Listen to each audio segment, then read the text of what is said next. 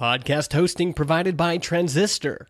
If you want to host your own show, head over to transistor.fm and start a 14-day free trial.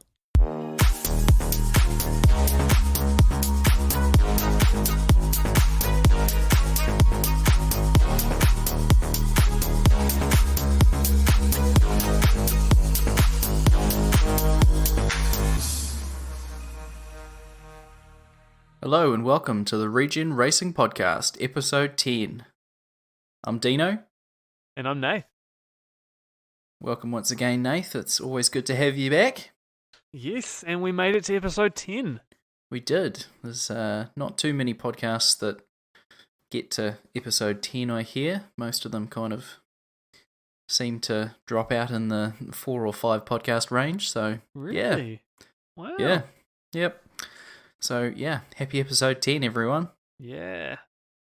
This episode, we've got news galore. It is a heavy news week. An announcement of an announcement.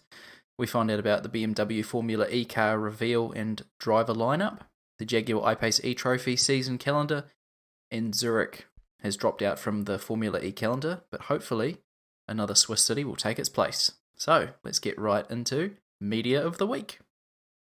Excellent. So what's your media of the week this week, Dean? This one is for the Formula One fans. It is a podcast called Beyond Victory, and it is from Nico Rosberg, the 2016 Formula One World Champion. He speaks with the former F1 CEO, Bernie Ecclestone, and it's just about what's made him successful, his biggest deals, and his take on the current climate of Formula One. So it's a good listen. He talks about some current stuff as well, like Daniel Ricciardo joining Renault, Alonso, and yeah, even Donald Trump makes it in there somehow. Wow. So yeah, tune into that. Wow. Tune into that for sure. It's a pretty hefty first episode getting Bernie Ecclestone in. I'll be interested to see where he takes it from there. Yeah, you can't really get much bigger than that No. on the Formula One stage. So I'm also looking forward to see who his guest lineup is. Yeah. My media of the week is completely different from that. I was struggling to actually find any media that I'd been watching or listening to this week. The only thing that stands out is I actually started listening to some Christmas carols this week. Actually, from Oh, you didn't. I know.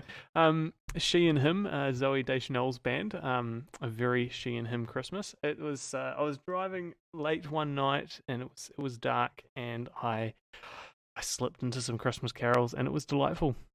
Moment of weakness. Moment of weakness. Yeah, it's. It won't happen again. I'll put it away for a few months, but yeah, it was nice. Well, it's getting ever closer, isn't it? Yeah. Enough of that then. The Jaguar I-Pace calendar has been released. So the I-Pace E-Trophy. A 10-round calendar. Starts off in Saudi Arabia, Mexico, Hong Kong, Sanya, Rome, Paris, Monaco, Berlin, New York. Well, the doubleheader in New York to end it. So, thoughts on this? It's a little bit of a watered down sort of season. Yeah, so it's following the Formula E season, but it's only got 10 races instead of the 13 of the Formula E. So there's a couple that have been cut there for the I-Pace, most notably race 3, which is still to be announced, and then race 11, which is also a up in the air Swiss race, and what's the other one in here? Marrakesh has also been cut. So Marrakesh, Marrakesh round 2, 3, and 11. So it's I'm sure there's good reasons for it, but it was still solid 10 races. Yeah, they probably had to just make sure that they had this sorted pretty quickly, and those things couldn't be fit in. So yeah, I'm excited to see how the I-Pace cars go, especially around Monaco as well. Yeah. It'll be quite cool. And also some news from the electric GT and electric production car series. Yeah, it's a bit interesting. I think it's been pretty quiet recently on the electric GT front. The series has revealed to eRacing 365 that'll push its debut back to next year while it works on confirming a great lead investor in the meantime. So it looks like it's needing more money and it's stalling a bit. Yeah, so it was originally set to debut in November, early November, but it's, put on hold a little bit, so we'll see how that gets on. It's kind of a bit disappointing, but hopefully it's still coming soon. Yeah, it sounds like they've got a lot of other infrastructure in place. They've got technical and broadcast partners, FIA approval, race categories and everything all sorted out, just needing the money to back it all up. Yeah, there's only one team confirmed, so maybe it's also got to do with that there won't be a lot of money coming in from teams entering the series. Yeah.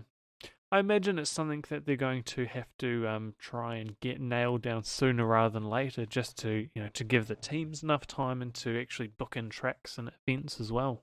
You would have thought so, yeah. Yeah. Hopefully it can continue. And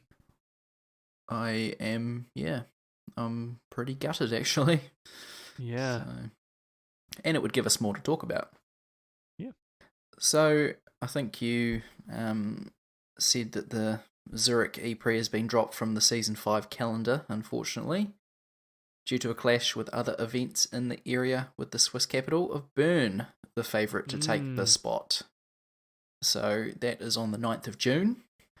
I'm going to butcher this name very badly, but every 3 years is the Zurich Fascht Festival. And so, it clashes with the E-Prix, unfortunately. Yeah, I don't even know what that festival is. It's I suppose I've never heard of it. I've never been to Zurich. Largest celebrations, hosts a 3-day event once every 3 years. Okay, cool. Yeah. It's obviously a pretty big thing. So yeah, it seems like quite a big kind of cultural festival with rides and festivities and foods and what have you. So I'm sure the people there will have a lot of fun and excitement anyway, and we'll wait with bated breath to see where it ends up. Yeah, hopefully they can choose another city that has a pretty decent street track, or somewhere close. Well, we all know hopefully. what city does have a really good street track that isn't appearing in Season 5. Yeah, I know what you're thinking of, but Adelaide hasn't been confirmed as yet. We've got Adelaide, we've got Punta del Este, there's a couple of there's Santiago, there's a few other races we've seen in the past and had some fantastic racing, and so there's I'm sure Bern would be great, but there's a lot of other tracks I'd love to see raced in Season 5 as well. Yeah, Montreal as well. Yeah. Yeah, if the Canadians will allow it back. Yeah. Okay. Oliver Turvey, he is among the drivers Nissan Edams is in talks with for the next year's seat. What do you think of this one?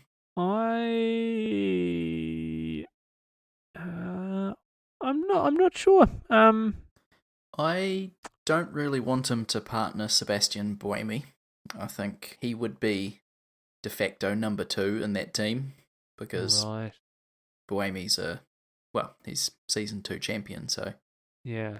Or is he Season 3? I can't remember. He's one of the two. Yeah. No, Season 2, yep. And, it's a tough one, because I want to see him with someone like Sam Bird, or... Yeah, it is a tough one. I don't think he'll thrive there, to be honest. And so, Buemi hasn't been confirmed for Nissan Edams for this next season yet, though, has he? No, he hasn't. A lot of Formula E seems to kind of revolve around what's happening in Formula 1. So Sebastian Buemi is also the reserve driver for Toro Rosso in Formula 1. Right. Or he might be development driver. He is one of the two. So whether they bring him back into the team, or he could just be racing in Formula 1 next season like Jean-Eric Verne, So it'd be interesting to see who they actually confirm as their lineup. Yeah, so we've got first race of the season is from memory I'm just looking it up here. 15th of December. So what are we now? We are mid September, mid October, November, December. So another 3 months till the first race. So, yeah, I would have thought, 3 months seems to fly by quick enough. So we should be seeing a few more names being confirmed hopefully soon. Yes, and moving on to the BMW I Andretti Motorsport. Their car was showing off, and it's beautiful, isn't it? It is a good looking car. It's maybe a contender for favourite livery of season 5 so far. Yep, I think it is for me. I didn't like it when I first saw it, but it's just incredible. I mean, for those of you that haven't seen it, it's of course with the season 5 cars coming through, all of those cars are looking so fantastic. But BMW and Andretti have gone for a blue and white color scheme, which just looks really good. It's with all the sponsors and everything, it's a bit busy, but it's still a nice, clean livery, and it's really going to stand out on the track. Yeah, and it's kind of patterned or blue and white on different parts of the car. Yeah. So on one half it's white, one half it's blue, sort of thing. It's really effective. I think the side view is just it's just a stunning car. Yeah. And there was a story last week that Alexander Sims was going to be in that seat, and it has now been confirmed. Alongside Antonio Felix da Costa is Alexander Sims. I didn't really know much about him until I had a look at what he's been up to. Sims took part in last year's Valencia preseason test, but didn't get the call up, which obviously went to Tom Blomqvist, who was replaced by Stefan Sarazan, and it was kind of a bit of a merry-go-round for Andretti last season, so hopefully these two can just, hold out the whole season. Initially, I was a bit underwhelmed, Nath, at this lineup. What about your thoughts? So the lineup of Antonio Felix da Costa and Sims. Yep. Yeah, it's difficult to say. I think a lot of it is going to come down to just how well BMW and Andretti have implemented their technology coming in as a first time team. They might just have a total lack of competitive edge in the first couple of races straight out of the gate. But I think it's a good partnership to work from, and I think if they can get the cars right and the drivers are feeling it, we could see some results there. Yeah. Sims's background is sports car racing in the GT Series Endurance Cup. He is the development driver, or was the development driver for Andretti last year, but doesn't look like he's got a lot of experience in the past few years anyway, so I don't know how they'll go. I kind of think bottom 2 this year again. Yeah, it's looking on the bright side, they can only go up from here. Yeah, that's true. Yeah. Can't get worse. So, I mean, we'll just have to see. We'll have to see. And you never know. You could get 2 complete rookies from some of the other teams. And Sims and Da Costa could, the car could come good and we could find ourselves really, saying 8th or 9th or 10th backfiring completely. I think the other thing is maybe having Sims coming in without a whole lot of experience in kind of these open-wheeled Formula and then electric cars. It might his lack of experience might give him a lot more grit and determination, a lot more guts to race a bit harder, and so he might get a bit of a competitive edge in that regard. Yeah, that's true. I mean, fresh eyes on something. Yeah. I'll wait and see with bated breath, but yeah. Also, Eduardo Mortara has been announced alongside Felipe Massa at Venturi. Eduardo Mortara, he had DTM commitments last season, but it's said that his focus will be fully on Formula E, and I think it'll help having his focus there fully, and especially with results. Eduardo Mortara, a good choice for Venturi to keep on? I think so. solid middle of the road finishing last season with a few races there that towards the end of the season not starting. But he certainly had a few really standout performances. Thinking back to his earlier races right at the start of the season. Yes, I think I'd expect him to build on what he did last season and get some better results and work his way up. Yeah, would you have picked him over Maro Engel to keep on? Difficult to say. Like on paper, Eduardo Mortara raced 3 races less, but scored only 2 points less at the end of the season. So his average was certainly a lot higher. Yeah. Yeah. So I think it's pretty 50-50 in that regard. Yeah. No, that's cool. That's fair. I probably would keep him on just as well. So we'll see how they get on. I think that'll be quite a strong lineup actually, especially with Felipe Massa there as well. Now Mahindra, they've got plenty of drivers that they're testing at the moment. So D'Ambrosio being one, and Pascal Wehrlein being another. Would this be a good fit for D'Ambrosio? I certainly think so. Yeah, I think so. How long has he been at Dragon Racing now? I'm not actually too sure. Just looking at this now, Formula E. Because did he come in? He entered 2014, 2015, so that's season 1 with Dragon. So he's been there the whole way through. Wow. Okay. Obviously, he's not got a seat there this season. I hope that he can get a seat with Mahindra. That would be a good spot for him, I think. And if he is with Pascal Wehrlein, I think that would be one of the strongest lineups so far. Yeah, so tell me a bit more about Pascal. So Pascal, he is a German driver, and last year he was in Sauber in Formula 1, and I think before that Manor Racing. So okay, it was a bit unfortunate that Pascal Wehrlein was kicked out of Formula 1 because he was a little bit up on his teammate. But yeah, I think he's a bit feisty. Right. So maybe the team didn't gel with him, and it was easier for Marcus Ericsson to stay there. And Marcus Ericsson also brings money, so he's one of my favourite drivers actually. I'd like to see him in the series. Yeah. Yeah. So this past season, Mahindra have had Felix Rosenqvist and Nick Heidfeld. Are we expecting any of those drivers to return for Mahindra this coming season? There was some news that possibly that those two would share a seat with. I think there wasn't many clashes at the start of the season for Felix Rosenqvist. Mm-hmm. And then Nick Heidfeld would do the other races. So they're kind of still in contention to take one of those seats. And even if that was the case, I think D'Ambrosio would be a good choice in the other seat full time. You certainly think Mahindra would be keen to keep Felix Rosenqvist on board. He had some very strong performances. 2 first places last season, so.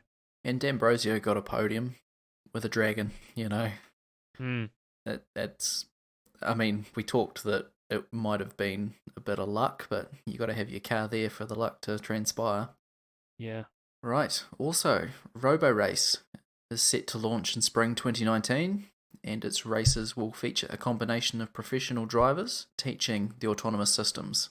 So, I didn't realise that the CEO of Robo Race is Lucas Di Grassi. Did you know that? I didn't know that. No. Yeah. That's quite interesting. He was doing a TED talk. I think it might have been last week. Incredible, eh? He's just super intelligent, that guy. There will be a human professional driver inside the car that teaches the machine for part of the race, and then the rest of the race will be taken over by the car, learning the algorithms, or an AI driver. I think, like we talked about, Schumacher versus Lewis Hamilton, etc. So I really like this idea. I'm really interested to see how how the entertainment value pays out. Watching something that is automated and robotic in a way. I'm interested to see how it ends up, if it will draw the spectators or be more of a novelty. I would watch it. I mean, you have the drivers, racing humans, and then maybe like a car swap, and then the car just races out by itself, and finishes off the race. I think that would be incredible. I'd love to see it, Yeah. Right, so we'll move on. I decided to put in where our audience is from, and this is a bit interesting. 48% are from the USA, 21% are from New Zealand. We got 5% from France, 2% from Australia, 4% from Canada, UK, Sweden, a couple from Germany, 8% from Japan, which I didn't expect. There's probably some Kiwis over there that are listening. And Brazil, Spain, Pakistan with a percentage each. So I'm probably missing a couple, but it gives you a good idea of where everyone's from. So yeah, very high percent from the US. Almost half of our listeners. If you had given me 100 guesses, I would have never guessed 1% from Pakistan. No, neither. I saw that and I was like, who is listening from Pakistan? So, email us, hello@regenracingpodcast.com, if you're listening from Pakistan or Brazil, yeah. So, guess the driver. So I guess it's my turn to guess this time. It is indeed, and do I have a good one for you this week? Oh, I'm up for the challenge, I think. Excellent. So, last week I got it in 3 guesses. Yeah, you got 3 points. Yeah. 3 points. Excellent. So, for 5 points, your first 3 questions. He holds dual nationality for Switzerland and Italy. Okay. His nickname is Mr. Macau. Ooh. Okay. And season 4 was his first season racing in Formula E. Oh, this is tough. His first season racing in Formula E. I'm going to go with Tom Blomqvist. That is incorrect, sorry. I know who it is now. I've had to think about it. Do you? Yeah. Oh, okay. Well, we'll just roll straight into it then. So for 4 points, he spun out in the second race in Hong Kong after leading most of the Eduardo race. Mortara. Yeah, you've got it. You've got it there. I should have picked. I should have picked that the first time. I should have thought about that. So what are the two? It's Italian and Swiss. Oh, he's the only Swiss driver on the grid. No, he's not. Sebastian Buemi. Oh, I should have got that. Yeah. Oh well, that was good. Yeah, I organized my questions from like really hard to really easy. So question 4 was, he came second in the spun out in the second race in Hong Kong, which like you probably would have at least got it for anyone then. And then my last one was he drives for Venturi, so it really narrows it down. But yeah, I should have got a few more difficult ones in the middle there to flesh it down a bit. It's all good. Yeah, all good. I thought about it and I was like, Italian, Luca Filippi, does he have dual nationality? Oh, so yeah, very good. Those first questions. Tom Blomqvist, what was I thinking? What were you thinking? Switzerland and Italy? I don't know. Where is he from? He's from the UK, isn't he? Is he? Okay. Although I might be making a fool of myself. British, Swedish. Oh, you've got it. There's a dual nationality there. Yeah. Okay. No, that's cool. Nice. Well done. I think that's it for now. I'm kind of looking forward to the news that's coming up with all of these reveals and all of the driver changes, car changes. Lots of speculation. Not a whole lot of confirming yet, but I'm sure every week there'll be more and more coming out. I think once Formula 1 settles down, it'll confirm a lot more in Formula E as well. So yeah, can't wait for that. But Excellent. we would like to thank everyone for listening. Hopefully we were insightful on a few things that were happening in the Formula E world, and we would love to talk with you. So please send all questions or show feedback to hello@regenracingpodcast.com. We can be found on Facebook, Twitter, Instagram, and regenracingpodcast.com. So we know it's annoying, but if you could leave us a review, it doesn't have to be a good review. If you want us to change something, then put that in as well. So Apple Podcasts, Podchaser, or wherever you want to leave us a review, that would be awesome. This podcast is powered by Transistor FM. Visit the link to sign up to this amazing podcast hosting and analytics service. And also, Blue Bottle Coffee. I have some Blue Bottle Coffee being sent to us currently, Nath. So, Awesome.